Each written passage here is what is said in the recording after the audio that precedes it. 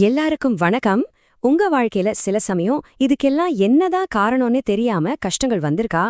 இன்னைக்கு நாம அகத்திய மாமுனிவரோட ஒரு ஆழ்ந்த ஆன்மீக உரையில இருந்து நம்மளோட அன்றாட பிரச்சனைகளுக்கும் இந்த பிரபஞ்சத்துக்கும் இருக்கிற ஒரு ஆச்சரியமான தொடர்பை பத்தி தான் பார்க்க போறோம். நாமே எப்பவுமே நம்ம பிரச்சனைகளுக்கு உடனடியா ஒரு காரணம் தேடுவோம் இல்லையா?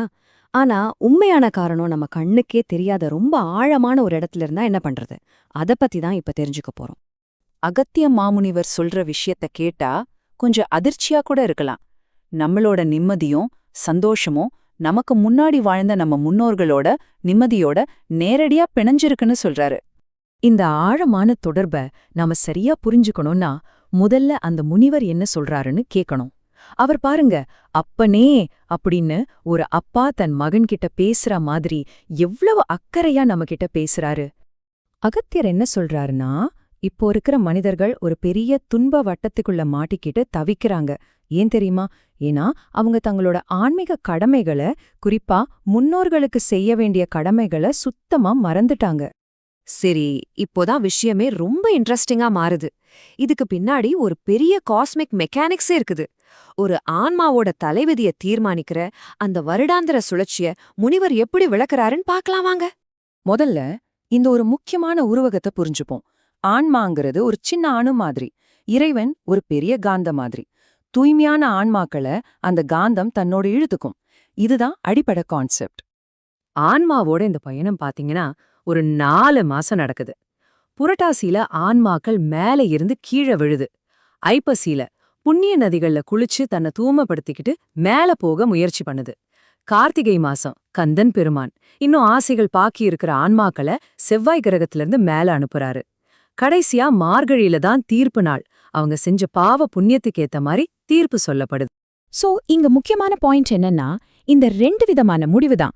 தீர்ப்புக்கு அப்புறம் புண்ணியம் செஞ்ச ஆன்மாக்கள் அந்த தெய்வீக காந்தத்தால ஈர்க்கப்பட்டு முக்தி அடைஞ்சிரும்.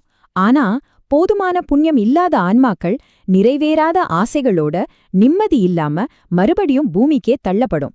இது இங்க வாழ்ற நம்மள நேரடியா பாதிக்குது. அப்போ இந்த கஷ்டப்படுற ஆன்மாக்கள் தான் பிரச்சனைன்னா அதுக்கு என்னதான் தீர்வு? அகத்தியர் அதுக்கும் ஒரு தெளிவான வழிய சொல்றாரு. அது என்னன்னா, அதாவது அவங்களோட சந்ததியினர் செய்ய வேண்டிய ஒரு சின்ன சடங்கு தான். இந்த சடங்கை செய்யறதுக்கு இராமேஸ்வரம், காசி, கயா மாதிரியான சக்தி வாய்ந்த இடங்களை முனிவர் சொல்றாரு. அப்படி இல்லனா தாமிரபரணி, காவிரி, வைகை, கங்கை, நர்மதா மாதிரி எந்த ஒரு புண்ணிய நதிக்கரையிலையும் செய்யலாம். சரி, இவ்வளவு தூரம் போக முடியலன்னா என்ன பண்றது? அதுக்கும் அவர் வழி சொல்றாரு.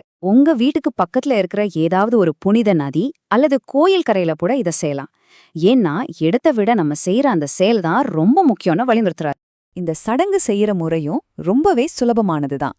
முதல்ல தை மாசம் அமாவாசை வரைக்கும் இதுக்கு நேரம் இருக்கு. 2வது எள் கலந்த சாத உருண்டைய, அதாவது பிண்டத்தை தயார் செய்யணும். 3வது இந்த பிண்டத்தை ஒரு புனிதமான கரையில உங்க முன்னோர்களை மனசுல நினைச்சுக்கிட்டு அர்ப்பணிக்கணும்.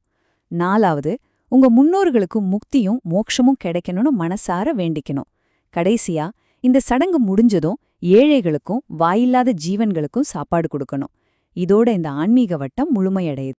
ஆனா இவ்ளோ எளிமையான ஒரு சடங்குக்குள்ள எப்படி இவ்ளோ பெரிய சக்தி இருக்க முடியும்? இத செய்யறதுக்கும் செய்யாம விடுறதுக்கும் என்ன பெரிய வித்தியாசம் வந்துற போதுன்னு நீங்க நினைக்கலாம். ஆனா அகத்தியர் சொல்றத கேட்டா ஆச்சரியப்படுவீங்க. இந்த நேரடி தொடர்பை கொஞ்சம் பாருங்களேன்.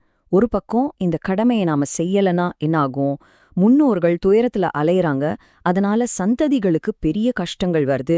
குடும்பத்துல சண்டை சச்சரவு, அப்பா அம்மா பிள்ளைங்களுக்குள்ள பிணைப்பில்லாம போகுது. மொத்தத்துல குடும்பத்தோட நலனே குறையுது.